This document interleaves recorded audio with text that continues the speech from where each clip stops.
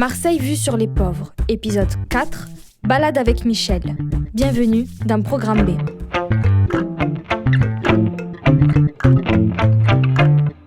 Les politiques, c'est des distributeurs de privilèges, c'est tout.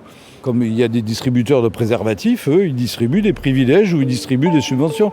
C'est tout ce qu'il faut. Ben oui.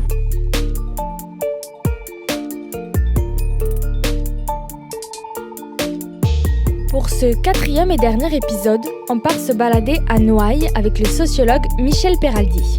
Depuis plusieurs années, il observe de près Marseille et sa vie politique. En 2005, avec son compère le journaliste Michel Sanson, il publiait « Gouverner Marseille ». Le mois prochain, ils sortent le tome 2, « Marseille en résistance ». Pour Programme B, il livre quelques-unes des réflexions issues de son travail. Dans les rues de Noailles, on discutera gouvernance et images pour comprendre les enjeux derrière cette nouvelle forme de tourisme qui modifie profondément le quartier et la ville.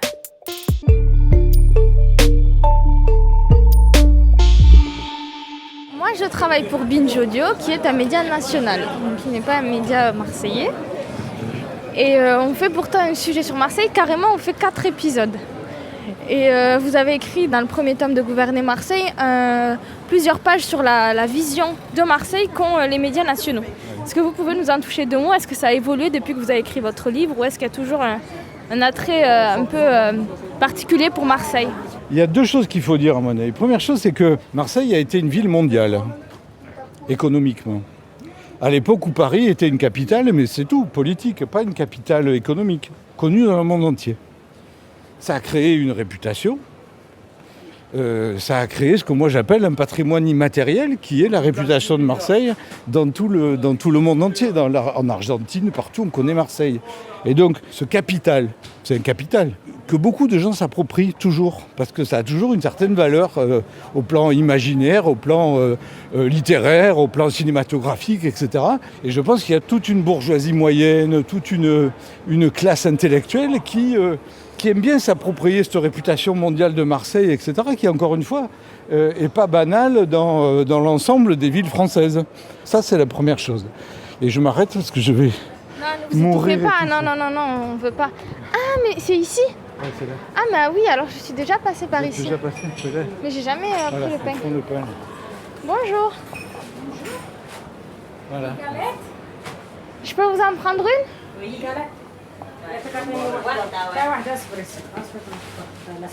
Non, je dis, il ne faut pas dire que le pain est bon parce que sinon ils vont doubler le prix. Ah oui, bien sûr. Hein ? Non ? C'est ça les va. mêmes prix. Ah, déjà ? Merci, attendez. Voilà. On n'a pas remonté, pas encore. Non, هذاك. C'est quoi هذاك c'est un micro. نخدم صحفية. نخدم صحفية Bon, eh ben, bon Chocolat, courage. merci. Allez, au revoir. Il est bon, hein ? Ah bah attendez, on va voir, on va goûter. Donc Alors, on disait alors Donc ça, c'est la première chose que je voulais dire sur la réputation de Marseille, c'est un vrai capital. Et donc, il y a des gens qui prennent ce capital au même titre que ça serait un capital économique. Et c'est pareil, c'est un capital culturel que beaucoup de gens s'approprient. C'est vraiment magnifique. Bonjour. Cette semaine, je vous emmène sur la Côte Bleue, qui porte bien son nom. Marseille, la trépidante cité phocéenne et ses alentours seront vraiment mis à l'honneur dans mon voyage dans les Bouches-du-Rhône. Alors, je vous propose de découvrir différentes facettes de cette magnifique région au travers de ses festivités, de ses particularités, mais aussi de ses personnalités. Vous verrez que ceux qui vont m'accompagner ne manquent pas de tempérament. Voilà, cure de soleil, d'azur et de bonne humeur. Soyez les bienvenus dans mes échappées belles. Ça, c'est la première chose. La deuxième chose, c'est ce que j'analyse souvent, ce que j'appelle l'exotisme de proximité, qui est le fait que Marseille est un lieu considéré comme exotique. On peut discuter de cet exotisme parce qu'il est fait de choses très compliquées. Mais Marseille est un lieu exotique de proximité. C'est-à-dire c'est probablement la ville culturellement la plus lointaine, la plus proche des villes lointaines en termes de culture. Voilà, on peut dire ça comme ça. On disait ça de la Corse à une époque. On disait la Corse, c'est la destination la plus exotique, la plus proche des îles lointaines. On disait ça de la Corse. Et Marseille, c'est un peu ça. C'est plus facile de venir à Marseille qu'à Marrakech. Ça coûte à Ouigo. Enfin, les journalistes ne prennent pas Ouigo. Les journalistes prennent un TGV à 100 €. C'est beaucoup moins cher que d'aller à Marrakech voilà, quand c'est la princesse qui paye, quoi. Donc, Ce qui explique les numéros exclusifs bien sûr, sur Marseille. ce qui explique aussi, c'est que dans tous les journaux que je connais et avec lesquels j'ai un peu travaillé, il y a toujours un Marseillais de service, c'est-à-dire quelqu'un qui est originaire d'ici ou qui est originaire de pas loin et qui profite de l'occasion pour venir visiter sa famille ou ses parents à l'occasion ou qui revient acheter du pain à Noël ou des trucs comme ça. Et ça a un impact parce que les journalistes, ils écrivent pas que pour eux-mêmes, il y a des gens qui les Bien lisent sûr. aussi, donc ça impacte sur l'image qu'on a de Marseille. Bien sûr, et y compris parce que probablement que ces journalistes sont nostalgiques d'un Marseille et qu'ils ont connu et qu'ils essayent de retrouver dans leur visite de Marseille aujourd'hui. Et quand ils ne le retrouvent pas, ils le réinventent. Moi, je me souviens d'un éditorial qui m'avait particulièrement agacé. C'était National Geographic. Et il y avait un édito sur le Marseille cosmopolite, les flots de voyageurs. Il n'y a plus un voyageur qui vient à Marseille, il n'y a plus de ligne de bateau. Donc je veux dire, c'était un éditorial des années 30. On avait l'impression qu'il réécrivait comme dans les années 30, sauf qu'il l'écrivait dans les années 90-2000 et que ça avait plus de sens. C'était complètement ringard, voilà. Donc une vision ringarde de Marseille. Pas forcément méchante, pas forcément stigmatisante, mais ringarde, voilà. Et est-ce que vous pensez que c'est ce qui peut attirer une partie des nouveaux touristes qui viennent à Marseille ? Bien sûr, je veux dire, bien sûr. Je pense que c'est une image fabriquée. Moi, ce que j'appelle le syndrome du Château d'If. Il y a quand même des millions de gens depuis des siècles qui visitent le Château d'If en voyant le trou par lequel on a envoyé le cercueil de l'abbé Faria, qui visitent la cellule du comte de Monte Cristo et qui sont émerveillés de ce truc qui n'a jamais existé que dans le roman de Dumas. Le Château d'If n'a jamais vu l'histoire qu'a inventée Dumas, elle est inventée de toutes pièces. Ça n'empêche qu'on visite les lieux comme s'ils étaient réels. Et bien, Marseille, c'est un peu ça. On visite le bar de la Marine comme étant le lieu dans lequel Pagnol a filmé, etc. Pas du tout. Pagnol a filmé en studio. C'est comme Plus belle la vie. C'est 80% filmé en studio. Mais on visite Marseille comme si Marseille était à l'image de ce qu'on a filmé en studio. Ce film est presque un des premiers films sonores. Et Marius a été, comme il disait à cette époque, 100% parlant. D'ailleurs, le film a été tourné par les Américains, mais au studio Paramount à Joinville, que Bob Kane dirigeait à cette époque-là. C'est Alexandre Corda qui est venu tourner. C'est Alexandre Corda qui est venu d'Hollywood pour tourner Marius. Et Rému était furieux. Il disait, ils ont fait venir un tartare d'olive oil pour nous faire un film marseillais. Le bar de la Marine n'a jamais existé. Il a été créé après le film. Après le succès du film, on a créé quelque chose qui s'appelle le bar de la Marine. Mais le bar de la Marine chez Pagnol, c'est du studio. Donc voilà. Et Marseille, comment dire ? Vous dites une étoile morte. Ouais, mais ça, c'est sur le plan économique. Oui, sur le plan économique, c'est une étoile morte. Je pense que les touristes viennent ici parce que, encore une fois, ils sont attirés par une réputation. Alors oui, c'est étoile morte. C'est-à-dire que Marseille est aujourd'hui très loin de la réputation qu'elle a eue à l'époque où c'était un phare du monde. Ça, c'est fini. Le banditisme, il n'y en a pas plus, par exemple, qu'en Seine-Saint-Denis. Il n'y en a pas plus qu'à Saint-Denis, pas plus qu'à Aubervilliers, etc. On en a fait beaucoup parce que ça, c'est la troisième chose qui fait la réputation de Marseille et qui, à mon avis, le côté le plus désagréable de cette histoire de réputation. Marseille, c'est une des dernières villes d'Europe dans laquelle le centre est encore occupé par des mondes populaires. Moi, je ne dis pas la pauvreté, parce que ce n'est pas que de la pauvreté, c'est des mondes populaires. Voilà, c'est toutes les migrations qui font couche sur Marseille et qui sont là. C'est des mondes populaires, c'est des commerçants, c'est des travailleurs, etc. C'est des Chibani, tout ce qu'on veut. Et ça, alors ça vaut à Marseille à la fois un peu d'exotisme. Quand on a envie de certaines bourgeoisies ou certaines classes sociales ont envie de dénoncer les mondes populaires, de les stigmatiser, on prend Marseille comme exemple parce que là, les mondes populaires, ils sont là. Là, on les voit, on les sent. Là, les bruits, on les a. Les odeurs, on les a. Et donc, quand on veut stigmatiser les mondes populaires, on vient à Marseille, on est sûr qu'on va avoir tout que du bonheur pour stigmatiser. Donc ça, c'est le mauvais côté de la réputation de Marseille. On continue par là-bas ? C'est peut-être mieux par là, plutôt par là ? Ok. C'est marrant, j'avais fait un reportage pour la Provence ici, à ce restaurant-là. Là ? Oui, celui-là, il a un peu changé à l'intérieur. Ah, c'est un restaurant italien, tu sais, j'ai jamais Eh vu. ben non, en fait. Ah non, C'est un restaurant algérien. Ah, d'accord. Et donc j'ai suivi le match de l'Algérie avec eux, parce que c'était que des Algériens, D'accord. avec une déco napolitaine. Et j'ai dit dans le journal le plus napolitain des restos algériens, Ouais. parce qu'ils aiment bien le côté mafia italienne et tout. Mais quand même, quand il s'agit de manger... Oui, il faut pas déconner. Le principe de réalité nous rattrape. Il y avait un magasin qui était là, que j'aimais beaucoup, moi, qui s'appelait Arax. Et donc c'était un magasin qui était assez représentatif de ce qu'était Noailles, qui a toujours été un lieu de bouffe, un lieu de centralité. C'est les Halles, moins les Halles, quoi. Je veux dire, il y avait des Halles d'ailleurs sur la place des Halles de la Croix, ça s'appelle la place des Halles de la Croix, parce qu'il y avait des Halles façon, comment il s'appelle, Baltard, des Halles en fer, etc. C'était des Halles aux poissons qui étaient juste installées là.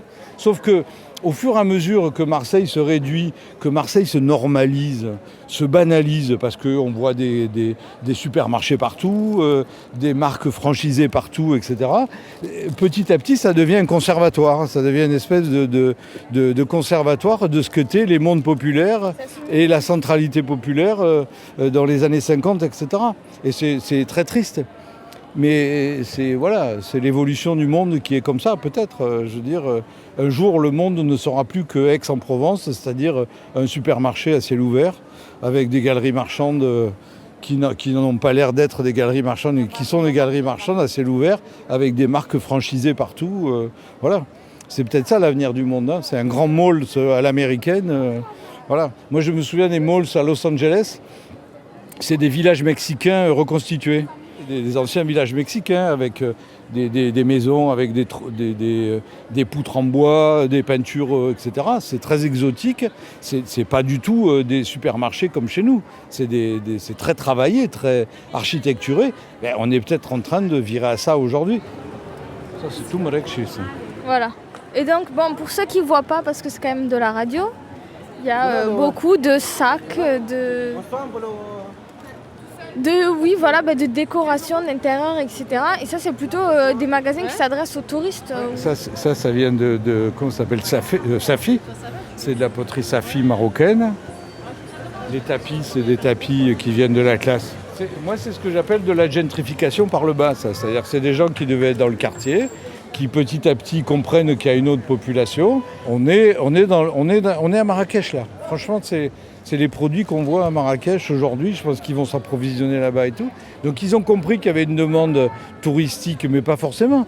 Je peux imaginer que des gens, la petite bourgeoisie, le mot va être fort, la petite bourgeoisie algérienne à Marseille, la petite bourgeoisie de la diaspora algérienne qui existe. Hein. Les Algériens sont arrivés en 1907 à Marseille. Hein. Donc il y a des Algériens aujourd'hui qui ont 9 générations à Marseille. Ils ont eu le temps de devenir avocats. Ils ne sont pas tous dealers ou chômeurs. Hein.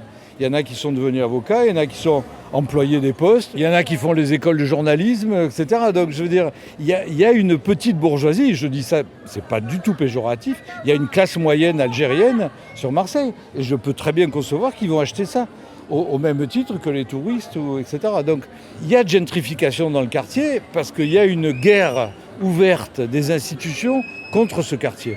Ça fait 50 ans que ça dure. Les notables marseillais ont, depuis 50 ans, ouvert un front guerrier contre cette présence populaire dans le centre de Marseille, qu'ils considèrent comme une nuisance. Ce en quoi ils n'ont rien compris, ce en quoi ils ont tort, ce en quoi ils font une imbécilité historique. Ils ont détruit Belzunce, ils sont en train de détruire Noailles. C'est une imbécilité historique qui a duré 50 ans. Comment ils détruisent Noailles ? En le laissant tout simplement se dégrader. En le laissant se dégrader et en laissant jouer la logique spéculative, qui est une logique spéculative très hard discount. C'est des marchands de sommeil, c'est des petits spéculateurs aux petits pieds qui n'ont pas les moyens de leur politique. Et donc du coup, ce qui passe pour une rénovation est en réalité une dégradation du quartier. Parce que ce n'est pas une vraie rénovation. C'est une rénovation à petite échelle qui est faite par des petits affairistes sordides, des petits voyous, etc., des petits marchands de sommeil. Et donc, eux n'ont pas les moyens d'une vraie politique de rénovation, comme ça s'est fait à Paris ou ailleurs, par exemple. Donc, même si je suis hostile à la rénovation, même celle qui est faite ici, c'est du hard discount par rapport à ce qui se fait ailleurs. C'est-à-dire, c'est une rénovation à petit prix. Donc, c'est comme ça qu'ils dégradent le quartier en réalité. En le laissant se dégrader ou en le laissant ouvert à des spéculations de bas niveau. Voilà. Et donc c'est comme ça qu'ils ont dégradé Belzunce. C'est quoi la logique politique de faire ça à Noailles ? Noailles, c'est central pour les gens qui sont La jamais logique venus à politique, Marseille. elle est fondée sur une illusion qui est une illusion de petite bourgeoisie subalterne. C'est-à-dire qu'on a l'illusion de croire qu'on va faire monter les prix à Marseille et donc on va s'en mettre plein les poches parce qu'on a viré le monde populaire et qu'on a ouvert les quartiers à une possible spéculation. Manque de peau, la spéculation, ça ne marche pas. Ça ne marche pas sur Marseille. Les bourgeois, ils ne viennent pas à Marseille. Il y a un livre, moi, que j'aime beaucoup sur Paris, qui est fait par une sociologue qui s'appelle Anne Clerval. Et elle montre très clairement que la gentrification à Paris, elle est le fait, non pas de toutes les bourgeoisies, mais d'une bourgeoisie particulière, qui est ce qu'elle appelle les nouvelles bourgeoisies créatives. Les nouveaux bobos, on va dire. Bon. La vraie bourgeoisie parisienne, ceux qui habitent à Neuilly, Auteuil-Passy, Auteuil-Passy, c'est pas du gâteau. Auteuil-Passy, tel est notre ghetto. Ceux qui ont gentrifié à Paris, c'est une nouvelle bourgeoisie qui a émergé dans les années 70 et qui cherchait sa place et qui prenait des risques en matière foncière, en matière immobilier. Elle appelle ça les nouvelles bourgeoisies culturelles, des industries culturelles, je ne sais plus comment elle dit. Donc la gentrification suppose qu'il y ait cette bourgeoisie pour faire de gentrification. S'il n'y a pas cette bourgeoisie, il n'y a pas de gentrification. À Marseille, elle n'existe pas cette bourgeoisie. Elle commence à exister un tout petit peu depuis les années 2010, où on voit apparaître les jeunes créatifs, où on voit apparaître les industries de la communication, Plus belle la vie, machin, la Frigabelle de mai. On voit apparaître ça, mais depuis 2010, c'est très récent. Et en plus, ce qui apparaît sur Marseille, c'est que ces créatifs, c'est des jeunes précaires. C'est pas des bourgeois. Donc, ils sont incapables de gentrifier le quartier. Elle renouvelle même les mondes populaires. Elle les fait exister autrement, elle les rajeunit, elle les revivifie, elle les fait exister. Et c'est ça que la mairie ici ne comprend pas. Les notables ne comprennent pas ça. Ils ne comprennent pas. Ils y voient des mondes populaires, ils y voient de la crasse, ils y voient de la misère, ils y voient de la saleté, ils y voient de la dangerosité, ils y voient de l'insécurité, etc. Alors que pas du tout. C'est pas ça qu'il faudrait voir. Ce qu'il faut voir, c'est des mondes populaires qui se renouvellent constamment, qui font du commerce, qui vendent, qui ont des entreprises, etc. Et donc, il faudrait s'appuyer sur cette classe populaire pour redynamiser le quartier, pour le rénover, parce que les maisons, il faut les rénover, sinon ça s'écroule. Hein. Donc il faudrait s'appuyer sur eux.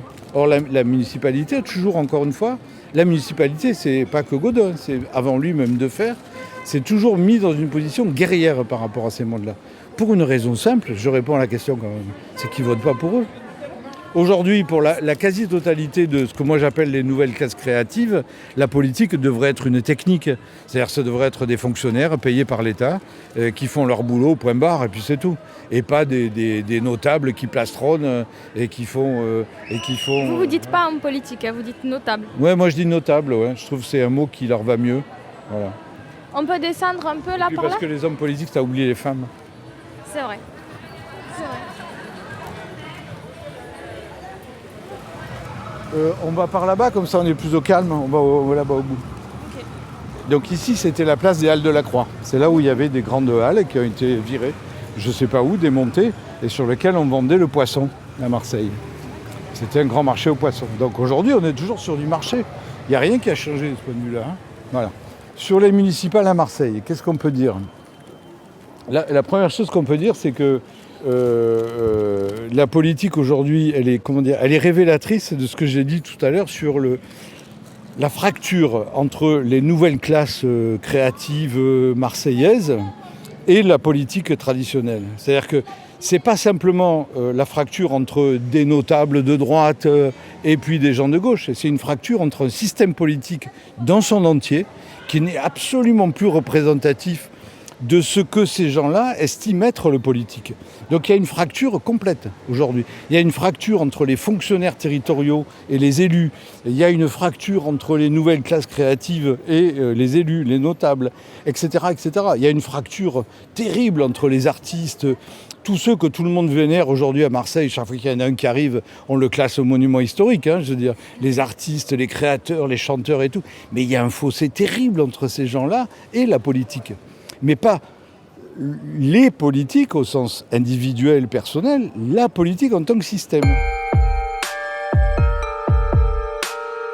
Ma satisfaction, c'est que les Marseillaises et les Marseillais m'ont manifester une nouvelle fois, mais d'une manière très forte, leur confiance. Moi je le dis souvent parce que c'est une évidence mathématique, Gaudin a été élu et il est porté à Marseille par 95 000 personnes. Dans une ville de 860 000 habitants, deuxième ville de France. Alors allez-y, posez votre question. Voilà. Est-ce qu'aujourd'hui, les bons chiffres de la droite, on les doit à Jean-François Copé? En clair, est-ce qu'il est conforté aujourd'hui à la tête de l'UMP pour vous?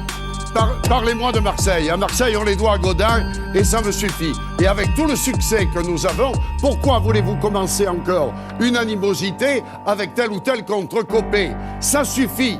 La moitié des gens ont voté et dans cette moitié, il n'y a que la moitié qui a voté pour Gaudin. Bien sûr. 95 000 personnes. Il y a 370 000 inscrits, je crois, sur les listes électorales à Marseille, 400 000 peut-être. Je veux dire, donc la moitié vote, parce qu'il y a 45% d'abstention, fait 200 000. Et il reste une moitié, qui a même pas un peu moins qu'une moitié, qui a permis de faire élire Gaudin. Gaudin est l'homme de 95 000 Marseillais, qui sont pour l'essentiel dans les quartiers sud et qui sont les bourgeoisies dont il porte les intérêts. De temps en temps, il faut être un peu marxiste, hein, ça fait du bien. Gaudin porte les intérêts, moi, de ce que j'appelle une petite bourgeoisie affairiste, qui sont des commerçants, des promoteurs immobiliers. On a sur Marseille une radicalisation de ce système qui fait que si Gaudin est élu par 95 000 Marseillais, Vassal va être élu par combien? 80 000 82 000, 95 000, mais on va retrouver le même système. Et donc on va se retrouver dans une position très paradoxale où on va avoir un maire qui est de moins en moins représentatif des intérêts marseillais. Bon, mais je pense que Vassal va être élu avec une toute petite et très étroite majorité. Bon, sauf, je sais pas quoi, sauf accident. Et quand elle va se retrouver avec cette toute petite majorité, soit elle va pouvoir s'appuyer sur En Marche s'ils existent. Rien n'est moins sûr, parce que je pense qu'ils vont très peu exister d'ici les municipales, et donc elle va s'appuyer sur qui? Sur le Front National. Et donc on va avoir des alliances, alors qui seront secrètes, tacites ou explicites, entre la droite traditionnelle, qui est celle de Vassal, et le Front National, qui est aujourd'hui une des premières forces politiques sur Marseille. Parce qu'ils sont en position d'être élus à 30 ou 35% sur 4 secteurs dans la ville. Quand on écoute le Front National, ce n'est qu'un discours de haine. On dit Gaudin, alors ils prononcent les noms, Vassal, Gaudin, c'est un discours haineux. Et c'est avec ça qu'ils sont élus. Ils ne sont pas élus sur leur politique, sur leur politique c'est rigoureusement la même. Ils sont aussi clientélistes, aussi magouilleurs, aussi voyous que les autres quand ils sont élus, sauf que c'est dans leur manière de les dénoncer qu'ils marquent leur différence. Les politiques, c'est des distributeurs de privilèges, c'est tout. Comme il y a des distributeurs de préservatifs, eux, ils distribuent des privilèges ou ils distribuent des subventions. C'est tout ce qu'il faut. Ben oui. Cette balade avec Michel Peraldi aura été de l'été ma seule visite guidée de Marseille. Dans ce quartier pauvre où les prix flambent sur les nouvelles terrasses avec une vue directe sur les murs qui tombent. Dans une ville marquée par un effondrement, un drame qui a fait 8 morts, qui reste gravé dans la mémoire des Marseillais. Dans la torpeur de l'été, on a parfois vite fait d'oublier que le tourisme est aussi l'un des vecteurs de la gentrification qui gagne nos centres-villes, et ce, peu importe si la justice ou la décence s'en trouvent quelquefois bousculées.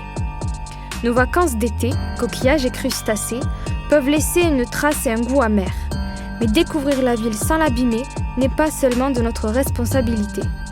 En mars auront lieu les municipales.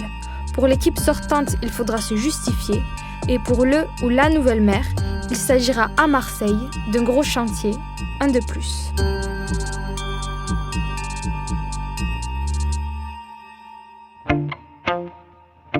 Marseille, vue sur les pauvres, c'est une série de Radija Zerouali, réalisée par Thomas Play pour Programme B, qui, comme vous le savez, est un podcast de Binge Audio, préparé par Lauren Bess. Abonnez-vous sur votre appli ou votre plateforme préférée pour ne manquer aucun de nos épisodes, Facebook et Twitter pour nous parler, et à lundi pour un nouvel épisode.